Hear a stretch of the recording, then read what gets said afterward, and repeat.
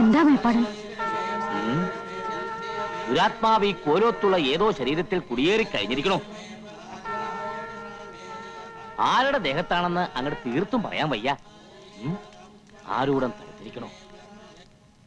സംശയിക്കാൻ എന്തിരിക്കുന്നു? അമ്മാവൻ വെട്ടിയിട്ട പോലെയല്ലേ കിടന്നിരുന്നത്. അമ്മാവന്റെ ദേഹത്ത് എന്തോ കൂടിയിട്ടുണ്ട്. കണ്ടില്ലേ?